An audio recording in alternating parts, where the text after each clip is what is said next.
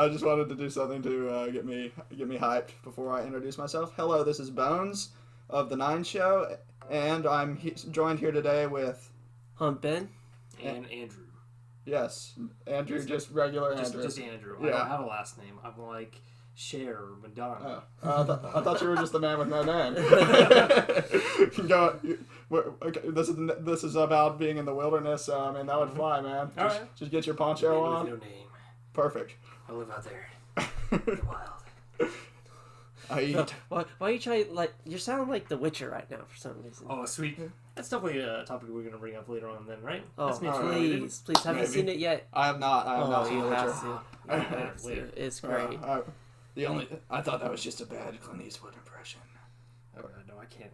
Are you feeling lucky, punk? I can't sully his name. I'm not good enough for that. You gotta, like, squint and put your lips way too close to your teeth when you talk. That's for sure. Hey, you got a cigar then? Oh, yeah. So, I had the idea to do this podcast because I am filming a nature show and I have a lot of pretty B-roll that's not going to make the nature show. So, you're going to basically just have to stare at footage of beautiful nature and listen to me ramble. Sound like a plan, guys?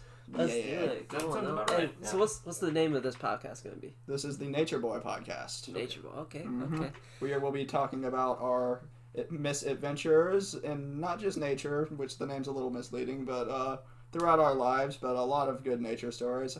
Okay. I'm going to go ahead and start. Well, I think I got a great story to start off with. Seeing as the three of us, and this story has to do with the three of us. You know what it is? Yes. I know what you're going to say. You know what it is? Waterfalls? Yes, the waterfalls. All right, you go ahead. You can tell the story then. You'll probably be better than me. All right. So, I was recovering from an injury, so just to start this off, I wasn't supposed to be driving 3 miles for a hike at waterfalls, but I did anyway.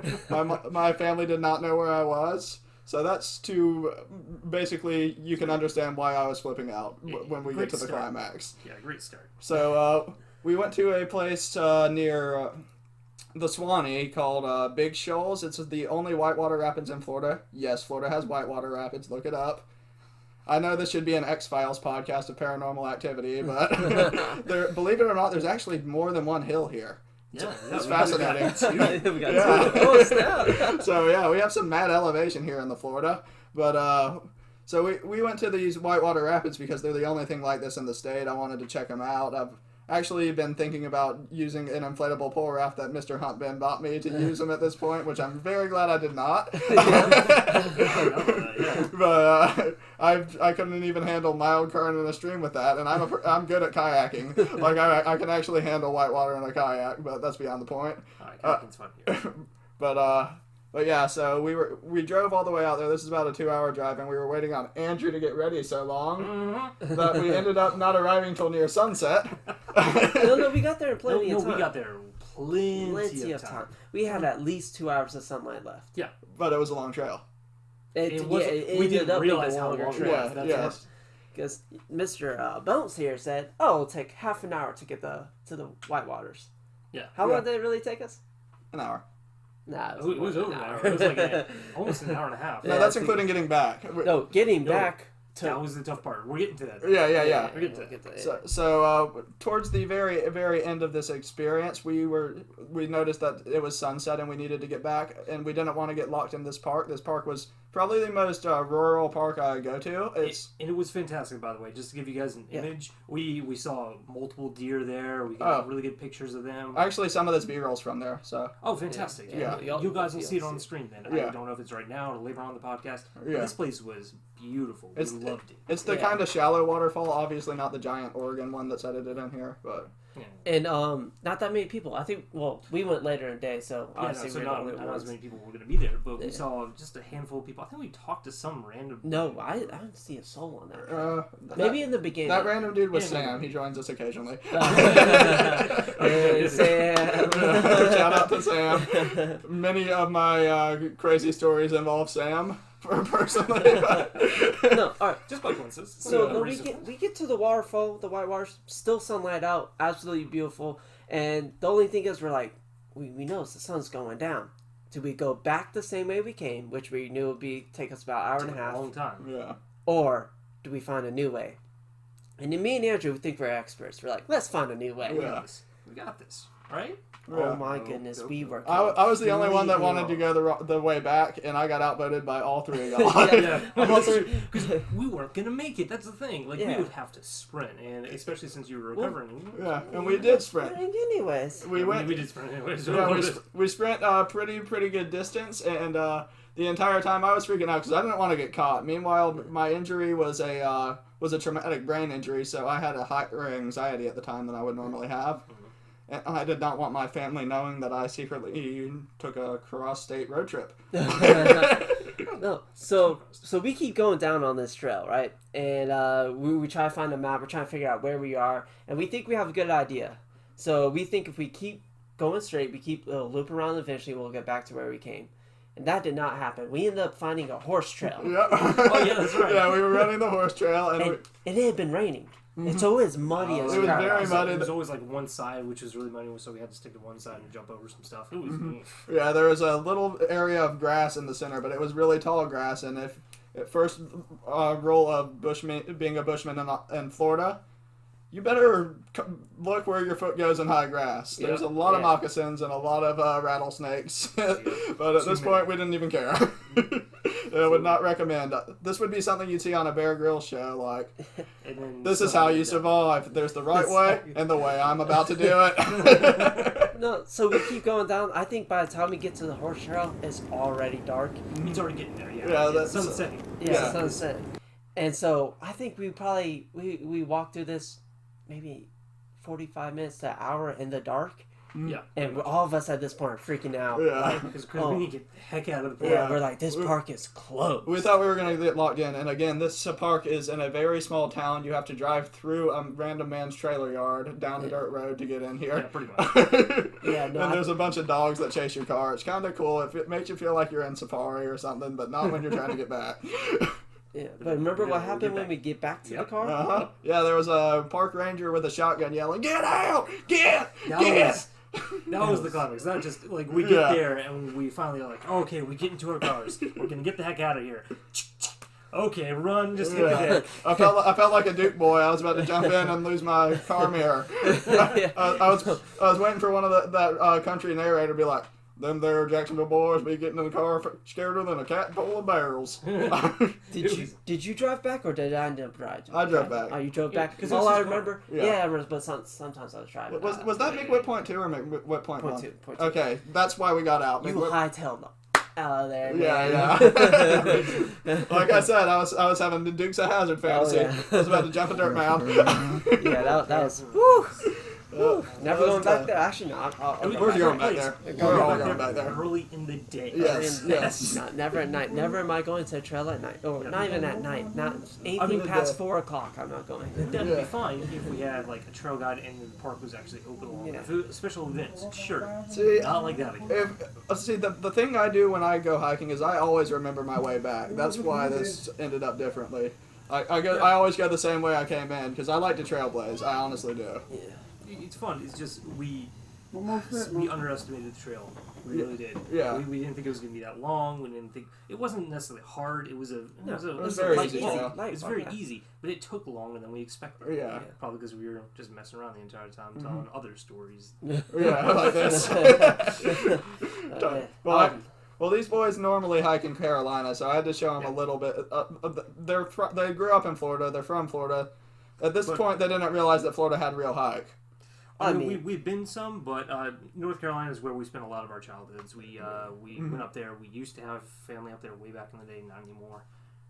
And we just would go rent a cabin, go fishing, hiking. We went up a couple mountains, actual mountains, not Florida mountains. It's really fun. Different. Oh yeah, honestly, if North Carolina without the crowds, I would prefer. Well, you got to know where to go. Crowds are so bad. If you go close to the coast, you're going to see a lot of people. The further inland you go, the kind of better it gets. Like the closer to the Virginias.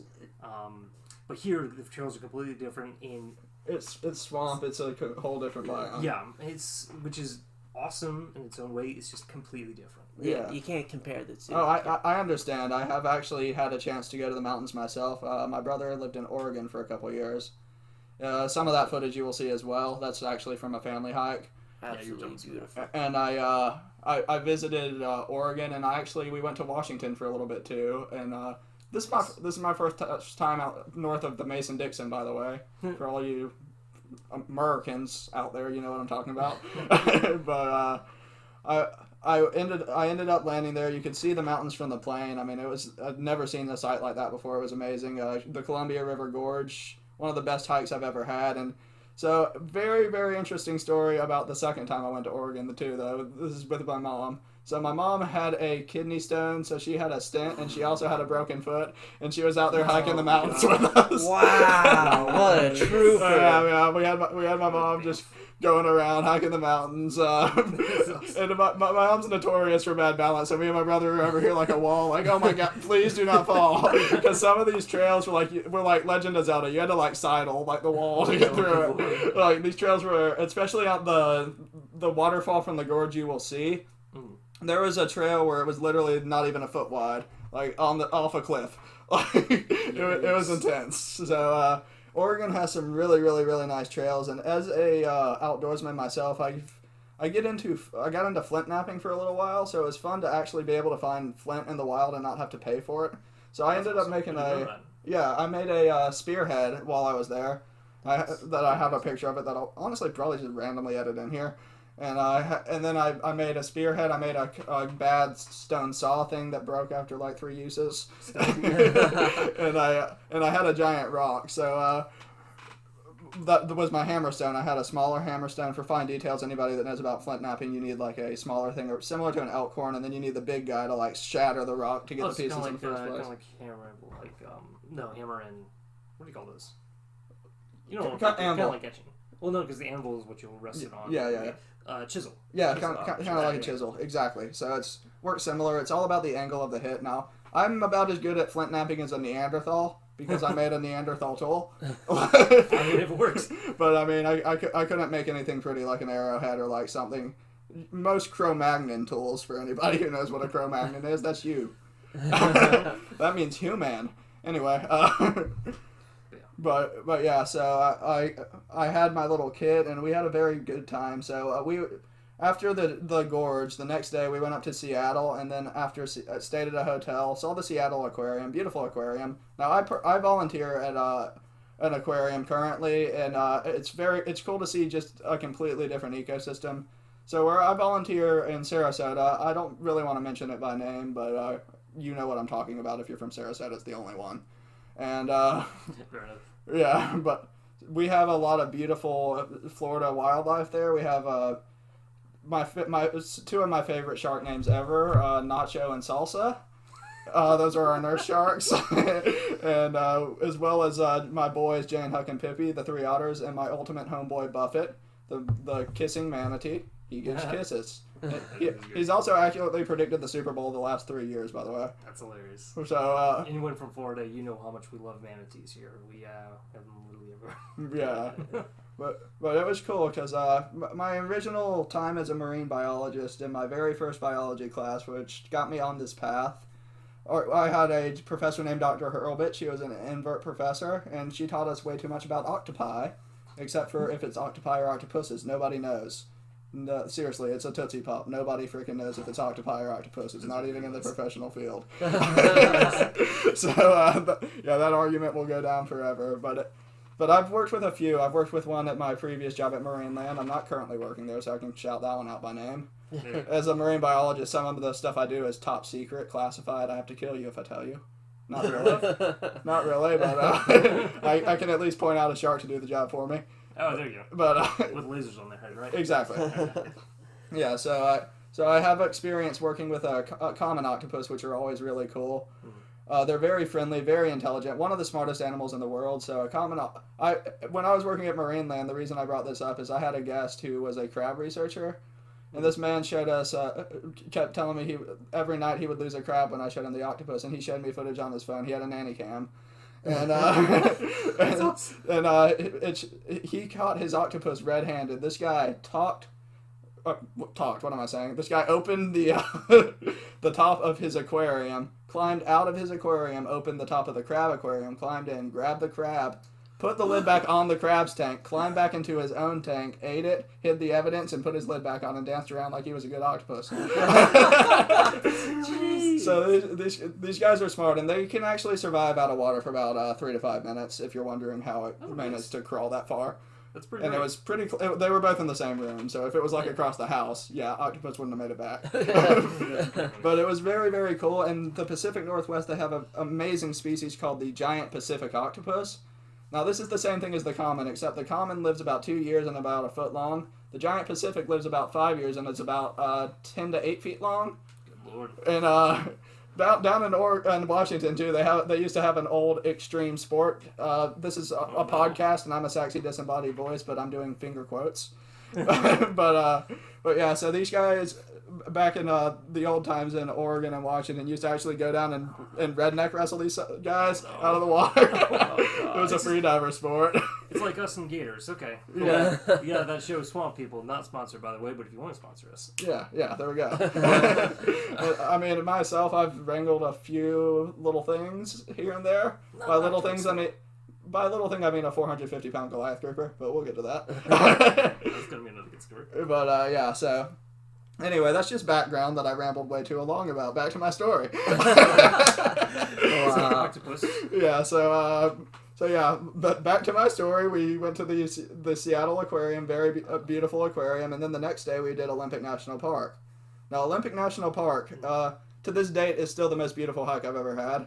I'm going to the Galapagos Islands in the summer, so that might change, but I doubt it. I mean, the Olympic Range, Lake Crescent, the clearest water I've ever seen. I am from Florida. I have been to all the springs in Florida.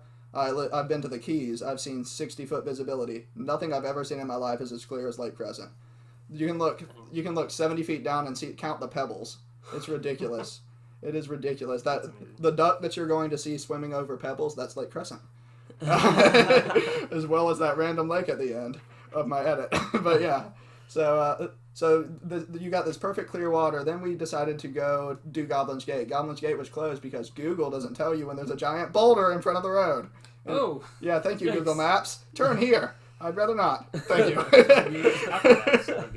But anyway, so after that, we decided to go to the Hose Rainforest, which is my favorite name of a rainforest anywhere. It's part of the Hoh River, which gets a lot of them hoes, apparently. Okay. Probably the destination I hear. Well, them salmon hoes, that's where they spawn. Anyway. But yeah, so we're out there, we're walking the river, and it's actually a rainforest. There's a rainforest in America.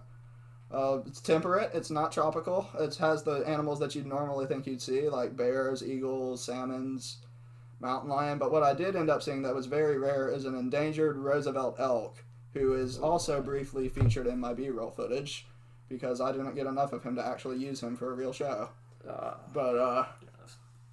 So a Roosevelt elk, the largest elk subspecies in the world, and it's named after Teddy Roosevelt because why isn't it? Everything should be named after Teddy Roosevelt, especially stuff that's BA or OP. But anyway, that's pretty great though. Yeah, how big was it? It was at least over 1,000. It was about the size of a stallion horse. Whew. And right, I think in the battle. And it was a she. So that was his woman. I didn't even see the buck. The buck was probably huge. Just right in the battle, all of your enemies will cower and just say, nope. Right. Well, yeah, they'll be like. I feel like it's a Game of Thrones thing. They'll just walk up. They'll be like, "That thing's named after Teddy, isn't it?" He's gonna. I'm dead already. White flag. Guilty by association. Yeah, Theodore Roosevelt, by the way, is the. I study up on history a little bit. One of the most hardcore people I've ever heard about ever. Batman is literally inspired by Teddy Roosevelt. That's not a joke. Oh, really? Yeah, Bob Kang went on record saying that Teddy Roosevelt inspired Batman because there was a period when he was a cop in New York City where he actually ended up having his wife and his mother died on the same day. Then he went crazy, fought crime for a little bit, went out to the west, stopped a couple outlaws barehanded, by the way. These were gunslingers. He beat them barehanded. Right. And then he went across the Amazon, discovered piranhas, dug a trench in Panama, went to war with Spain for no reason, literally stood still while a Gatling gun was shooting at him. He didn't flinch at a Gatling gun. That's just crazy to me. But just a lot of Colinthus on him. Yeah, well, this is a me podcast. It gets very off topic. That's why I said the name Nature Boy is misleading. Where were we? Yeah, what were we talking? We were talking about the Olympics. Oh, right, yeah, because the elk in it, yeah. Mm-hmm. We were talking. Because we've never gone up that far. We've been to the redwoods. Oh, that sounds so gorgeous, man. Shot Star Wars. Yeah, that's where they shot indoor, the indoor scenes. Yeah, absolutely beautiful. Those trees, you could look up, you couldn't see the top of them. Oh. And some of them that were dead, unfortunately, but had husks that you could go in, just sit down, have lunch. You guys do any tree parkour? So No. up in the Olympics, they're fir trees, but some of the Douglas firs are still massive. They're not redwood size. Yeah, but still, those things are great. Yeah, and it's cool to see because I'm from the South. Like our trees look like toothpicks compared to these West Coast trees. 100%. Because they're meant for the reason why we have like palm trees. They're meant to bend. Yeah, they're wiggly. Yeah, hurricanes. Those are completely different. They're gigantic, stout. They're great. And so there was a couple of logs when I was out there with my mom, my brother, and his girlfriend, and there was a cut between a log on the trail, and I did like a little thing where I did my two arms and my two legs, and I kind of like bridged myself between it for a little while just to block the path. But I had fun climbing it. That was in our parkour phase, Ben. Oh yeah. Me and Ben dabbled in parkour for a little while. We were never good, but we climbed stuff. Terrible. Yeah. Good enough. Yeah. Now back to hiking though. Mm-hmm. I have to say my favorite hike. How many years ago was it now? Tell me which one. Winter in North Carolina. Oh shoot. Is that 3 years ago? I think it's 3 years ago now. No, I think it was 2 years ago. 2 years ago. Where was that at too? It was somewhere in North Carolina. I can't remember where. It was. Oh, so we picked out a place that we thought was going to be great. It was supposed to snow a little bit. Did not snow once. Did not snow at all. Rained Instead, the whole time. It was warm enough just to rain. Nothing but rain. So, which I kind of liked. It was kind of misty. Yeah, at first we were disappointed. We're like, okay, we're not going to be able to go on all these trails. We're not going to be able to do all this other cool stuff. Kayaking, because we always kayak when we go to North Carolina. Well, we wanted to go skiing. Yeah, that's the biggest thing. We were like, I really want to do that. Because we've never done that. We've seen snow a few times. Have you to this date never gone? Or? No, still have never gone. Well, same, I'm dying to. Because they took a trip to Canada, but they went tubing. They didn't go skiing. They also went. What's the thing? Toboggan? No, the machine. It's a snow machine. No. What's it called? Sled? Snowmobile? Yeah, there we go. Yeah. Wow. I don't know why. Brain fart. I was thinking of jet ski, sadly, when you did that. I was getting ready to say the winter version of a jet ski. So anyway, they wouldn't go do that. We have never done that. We wanted to ski on this trip, but it rained the entire time. We were so disappointed, but we ended up going on some trails. Just took some heavy trails. Rain jackets and stuff. And they were fantastic. I remember you and we have an older brother, Hunter, who went. They went off on their own trail and they told us some great stories from it. And I went on a different one. Oh, it was good. I believe I've heard this before. This is a great story. I'm sure I've told you. But so there's 5 of us in our family: me, Andrew, and our oldest brother, Hunter. Our 2 parents. Our parents, they didn't want to go. There's 2 sections to this trail. Our parents did not want to go on the harder section. And so I went with them. And Andrew, it was good. Yeah, Andrew was a nice brother to go with them so that they make sure that they were doing okay. It was a nice trail, but the one they went on, I saw a little bit of it from a distance. Me and Hunter, we decided we did not know this trail was messed up. Like this, just because of the rain, there was basically no trail. Probably for the first 10 minutes or so, 10, 15 minutes, we're like, all right, yeah, we know where we're going. We hit this creek. You know, there's supposed to be something that, like, kind of shows you where to go. Apparently, we weren't supposed to cross the creek. Apparently, we were supposed to keep going straight, which we did not see the trail there. We crossed this creek. There's nothing to help cross. We were debating, take our boots off, leave them on. We ended up, I got soaking wet. Hunter somehow didn't get soaked. So I'm sitting here, soggy boots, trying to find our way back to this trail. We catch up to this lady. She's by herself. She looks like an expert hiker. She's like tiptoeing across all this stuff because we find another creek because we're trying to cross back across the creek that we already passed to get back to find the trail. We asked her, like, do you know where we're going? Do you know where you're going? She's like, no idea. I'm just going to go with the flow. We're like, okay. So she ended up stopping. She took a break. We kept going. We had no clue where we are. We follow this. We keep crossing the creek. You're like, why do we keep crossing the same creek? What's going on? we keep running into people, and we have no idea where we're going. We eventually find our way back. We're probably on the thing for an hour, soaking wet, no clue where we were. Hunter runs into some friends. He warned them about because she was pregnant, and you might as well turn around, and not go that way. So absolutely best hike I've ever been on because we found our own way. Well, yeah. And that's the best part about being the trailblazer. You feel wild and you feel free, man. Yeah. I mean, it's kind of like I fell a couple times crossing those creeks because it wasn't white water, but the strong current. Yeah, strong current. Cold glacier water, I'm assuming. Yeah, it was freezing cold. I could not feel my toes the rest of the day. But we ended up meeting back up with Andrew and our parents, and we told them about it. And I knew Andrew wanted to go on it. That's good though, because we did some other really cool things on that trip. And in general, we loved that trip because we the cabin that we picked had it was beautiful. So the family room, the living room, they had these big windows that looked over, and it was in the middle of nowhere. We had the nearest neighbor was what, like 2 miles away? Yeah, no, there's something nothing like that. in the room. Yeah, and there was a creek right next to it, so it's raining out there, and it's actually really serene. That's straight Huckleberry Finn, dude. It was great. We hiked right outside the cabin. Yeah, we literally just stepped right outside. Okay, let's go on. Let's make our own trail, and it was great. Not as good as the one we had drove to, but it was. That's an experience I'm dying to have, man. Yeah, no, it was great. I mean, if we figure out where this was, I'm gonna go back. Yeah.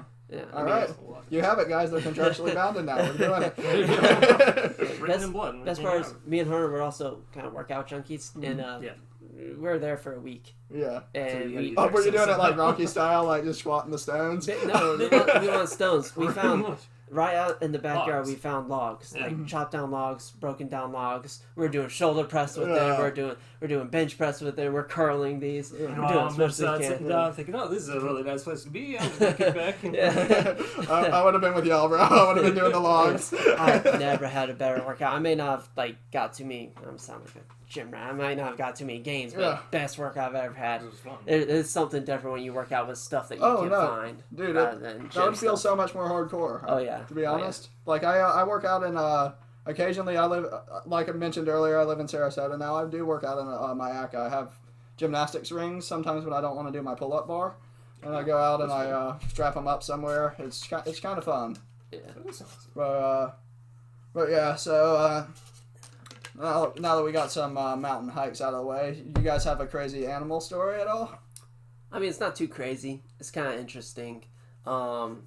So we live on kind of a busy road here in Jacksonville. Imagine. Yeah.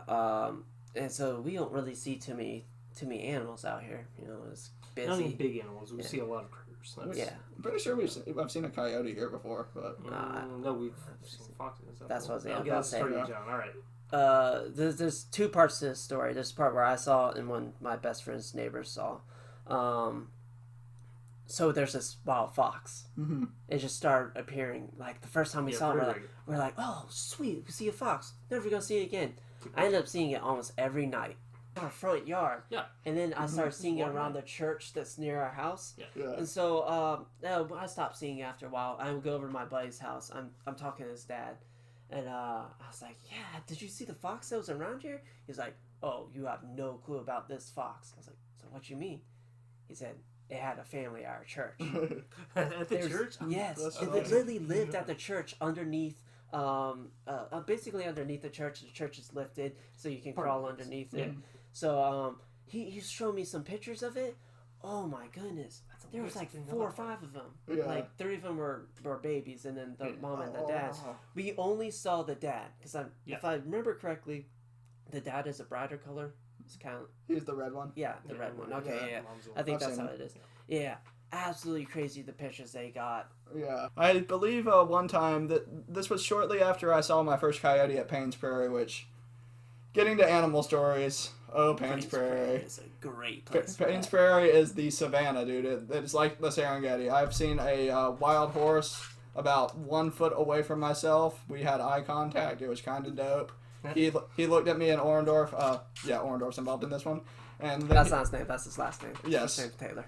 Well, yeah, but Orndorff sounds so much cooler. It does. Yeah. Shout out to you, Orndorff. I forgot that was We his love you, actual buddy. name. That's Yeah. Honestly, I forget sometimes. It's like even when me and Orndorff first met, like me and Nick Hovis started hanging out with him because of his name, Orndorff. We're like, you have a cool name. We're friends now. Like, great dude. Yeah, but like, yeah, we jumped on that immediately because he was a new kid, and we were like, you're our friend. Yeah. Everybody, go off. Because you've been there a couple times with him, right? I have, yeah. Orndorff's the first one that hit it with me, though. Yeah. So this was during my 21st birthday. I was going out because, for whatever reason, I thought it would be cool to do like kind of like a Native American 21st, a spirit animal type thing. And I'm a Christian. I'm not like a weird pagan-y dude or anything like that. I just thought it was cool. But so we go there. We're walking in Lachua. Also, there's bison. That's another big reason why I was there. Ooh, yeah. But yeah, so we go there looking for the bison. We walk maybe like 3 steps there. The stallion comes swimming out of the water. Now this is a wet prairie. It's kind of like a swamp mixed with your typical American prairie, and it's got a very cool look to it from the bottom. Sadly, the only video I have is from the sky because I filmed that on the overlook. But it's a very, very interesting ecosystem, and it's a beautiful kind of like swamp / grassland thing going on. So this horse comes swimming out of the trench, and like we're like, what's that? We're looking, and then we see a horse head. We're like, Horsey, and it got lit. So Mr. Horsey, that's his code name for now, comes out, and he walks up. He walks straight to where we're walking on the trail, stands with us. I've actually studied animal body language before, and I was signaling Orndorff like, back, look casual, don't show any aggression, because for those of you who are not familiar with horses, a wild stallion could rock the living daylights out of you. That pure muscle. Yeah, a kick from one of those things and you're a goner. So, yeah. And they would do it too. So basically, the way to approach a wild animal is to read its body language. Now this is different for every animal, and you have to study it. If it's aggressive, you want to act big. If it's just neutral, you act neutral. Like if nobody's starting to fight, no fight's gonna happen.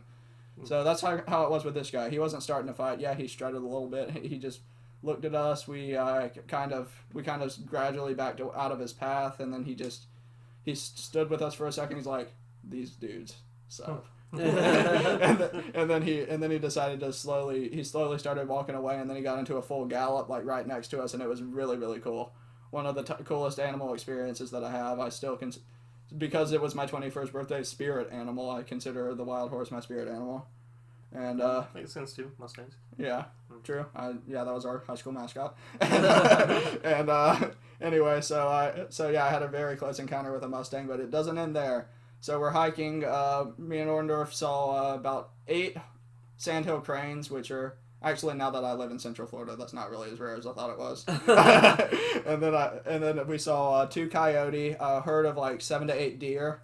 Nice. A couple growls of an alligator, and didn't see him, just heard him. And then we sadly did not witness a bison. I have not found the bison there to this date. It's a personal quest of mine.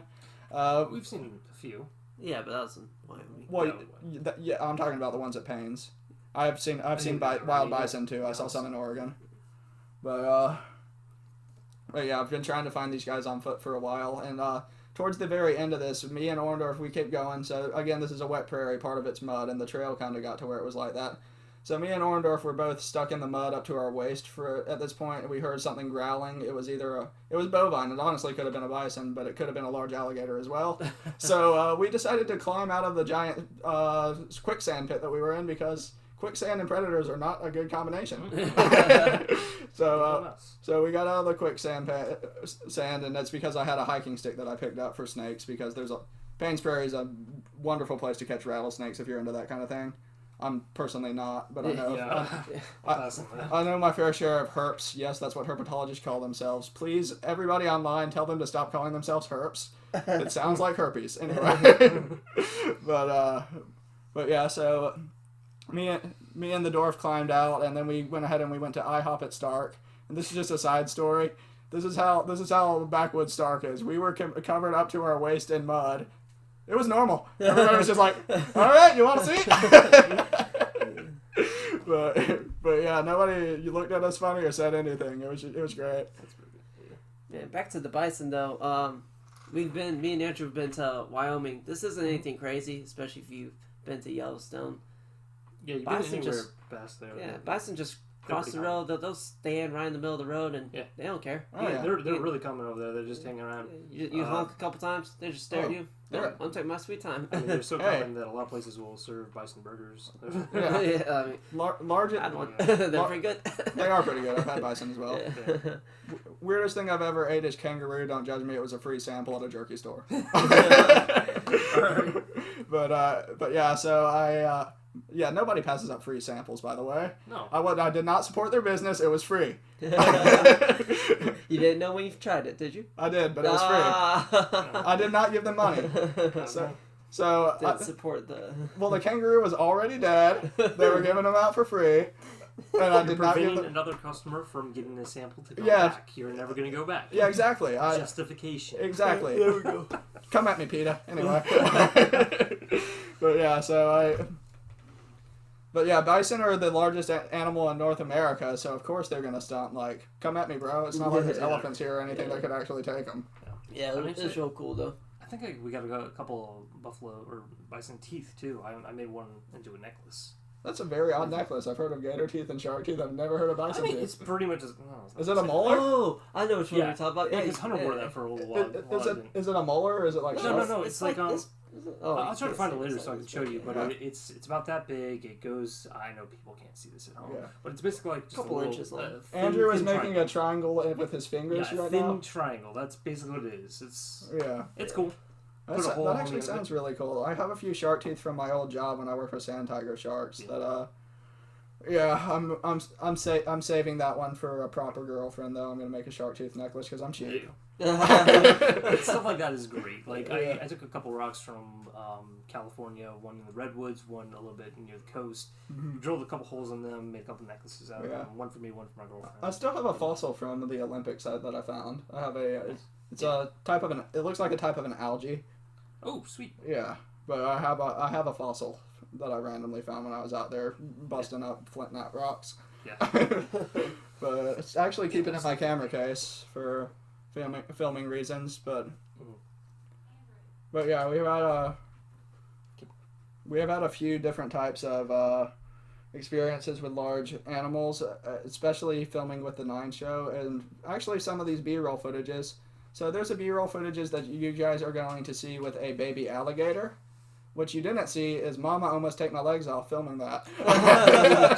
Yeah, because you didn't notice it coming up, did you? No, I didn't. I was zoomed in on the camera, and I just like instinctually jumped back, and I looked down, and there was a mom alligator right there. I'm like, good thing I did that. Yeah. But yeah, I've had a lot of fun times with gators. I actually have become a little bit of a Florida man myself. I've worked with dolphins, I've worked with manatees, and I've had a lot of wild encounters with alligators. Also, I've been a lifeguard, so I fit the stereotype pretty well at this point. But I mean, at least you're not going on some bender, wrestling with them, making a TV show out of it. Again, Swamp People, if you would like to sponsor the show. yeah. but yeah. Got you. But yeah, so actually my first close animal encounter was with an alligator, and it was in the water. This is another Sam one, by the way. So my friend Sam is a very, very, very cheap man.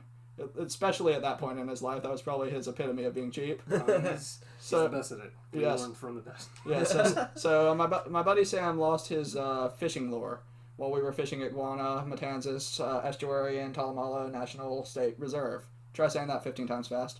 And it's called Gymner, if you want to be normal. But anyway, I know the full name of Guana. And we were out fishing at Guana, and Sam lost his lure, so there's an alligator out there. Now at Guana, there's a bunch of Filipino people that go out fishing all the time, and this alligator's a little bit tamer because it's used to the Filipinos, and they really don't care. They're in the water with it. It comes up to them, they slap it in the face. They're like, "Out of here, gator!" The gator just goes away. I mean, like, I would not mess with these people. Like, they are fearless to this alligator. So me and Sam Sam wanted to get his lure because with a bunch of alligators, there were multiple. It wasn't just this one common gator. There were about 3 or 4 of them in there. And as a good friend, I went in to spot Sam because don't want Sam to die. Yeah. Just maybe. Yeah. So and this was about 5:30. This is around when alligators actually do hunt. if you're curious about crocodilian behavior, alligators and crocodiles don't hunt midday. They're busy sunning. If you're in alligator country, that's the best time to get in the water if you actually want to. But long story short, I was in the water. I was spotting Sam. Ended up with an alligator, again, like maybe 2 to 3 feet away from me, eye to eye, just staring there. And we were just having a staring contest. We were just chilling there for like maybe 5 to 10 minutes, just looking at each other in the eyes. It was kind of empowering because this guy was floating, but he was about up to my face level. I was about neck deep. And the only reason why I stopped having like this vibe sesh with the alligator is because Sam had another alligator creeping up behind him. I'm like, Sam, get out of the water. You're about to get bit. Because I was still doing my job despite this. And then Sam comes crawling out of the climbing off the fence and back on land. And then this old boonie guy's like, you scared of a little gator? I'm like, you're not in the water. Yeah. So, yeah. I don't care how tough you think you are. Those things are the most deadly predators. Arguably in Florida. Yeah. Just don't let go. Yeah, an alligator is very, very unlikely to actually attack you unless you're being very stupid around it. That's. Well, did you hear about the guy in Florida who, like, at the alligator farm jumped the fence? Mm-hmm. That's the alligator farm. They're pan fed. That's a little different. Yeah. They're not afraid of people. That's because he was dumb. Yeah. Let's be real.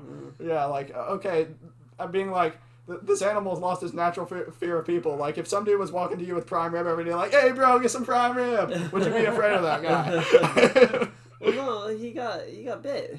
Yeah. He got attacked. Well, yeah, I know. That's the random guy that jumped in probably got attacked because they associate humans with food. Yeah. They're hand fed. Okay. Yeah. Like, but I mean, if you do mess with them in their natural habitat during times where they're trying to feed, very dumb idea. They might get snappy, yes. Very, very dumb idea. They're definitely not a puppy, that's for sure. But I want to put them out there as like something like a salty or a Nile, which will literally hunt you. Oh, true. It's kind of like sharks, right? Most of the time. Shark attacks are so. Thank you for bringing that subject up. Yes, because tell these people. I would love my family to listen to this because this is the most annoying thing I hear every time I talk about going in the ocean. Okay. So shark attacks are extremely rare. There are 7 billion people in this world. There are 8 billion sharks, including every species. There are 10 shark attacks annually. Do the math.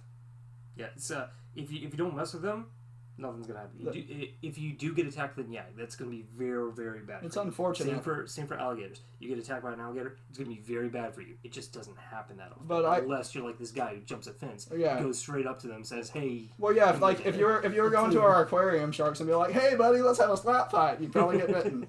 But if you're just mind your own business, they will mind theirs. Now, one thing I will have to say is how to prevent shark attacks if you do encounter a shark in the waters.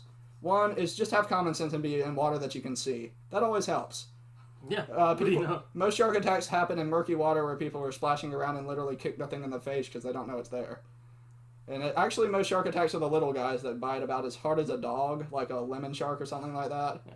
Or small. Yeah. Well, yeah. Now, the most deadly is the bull shark, followed by the great white. Now, the great white, don't go dressed up like a seal and a ball of seals. That might help your survivability a lot. So great white sharks, they do go for surfboards. Once they realize it's you, they will leave you alone and not do anything. Now, if you are a diver and you are being faced with sharks, if a shark comes into you like it's going to take a bite, you grab the top of the snout away from the teeth and you shove it. It realizes that you are not prey and it will generally stop messing with you. Might be a little bit curious and bump you a couple more times to like be like, oh, I'm the dominant animal compared to you, but then you're like, no, I am. Get off.